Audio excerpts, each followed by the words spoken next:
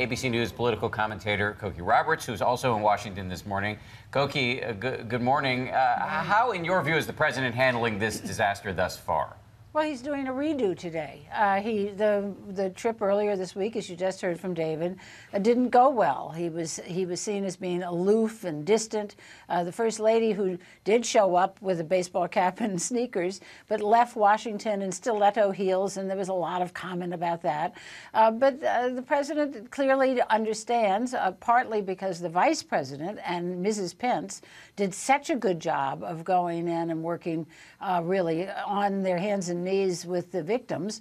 The president understands that he has to go back. Now, we know that his redos sometimes work and sometimes don't. His redo of the Charlottesville situation backfired against him, so we'll have to see how it goes today. No, Cokie, this isn't like President Bush circling Katrina and not landing. I mean, shouldn't we be really critiquing the president based on his performance? And so far, I mean, he was right there in Texas right after the disaster. He has pledged support. He met with every notable politician. He's asking for $8 billion in aid.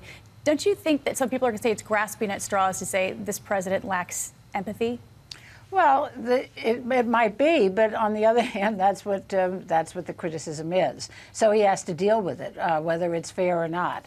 But I do think that he will discover, as all presidents do in these natural disasters, that it's very hard to play a winning hand, because as you've just heard in the very fine pieces that have preceded me, this will go on for a long time. Mm-hmm. And FEMA, the Federal Emergency Management Agency, comes in for huge amounts of criticism no matter what they do.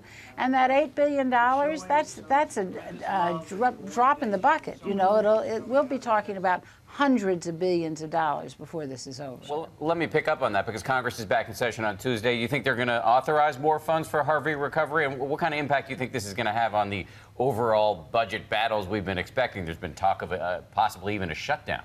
I think that we probably have that Harvey has pushed away the idea of a government shutdown.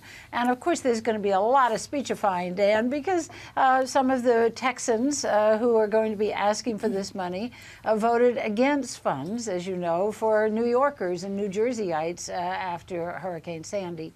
So there'll be some politicking going on, but the money will come through because it's absolutely necessary for the people in these areas. But you know, after every single one of these storms, whether it's Betsy or Camille or Katrina or Sandy, new legislation is passed to fix the way FEMA dealt with it the last time, because it's very hard to get it right.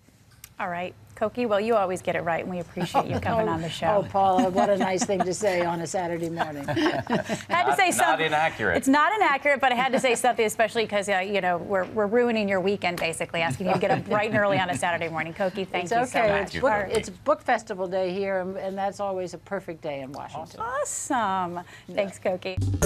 Well, hey there, GMA fans. Robin Roberts here. Thanks for checking out our YouTube channel. Lots of great stuff here. So go on, click the subscribe button right over here to get more of awesome videos and content from GMA every day, anytime. We thank you for watching, and we'll see you in the morning on GMA.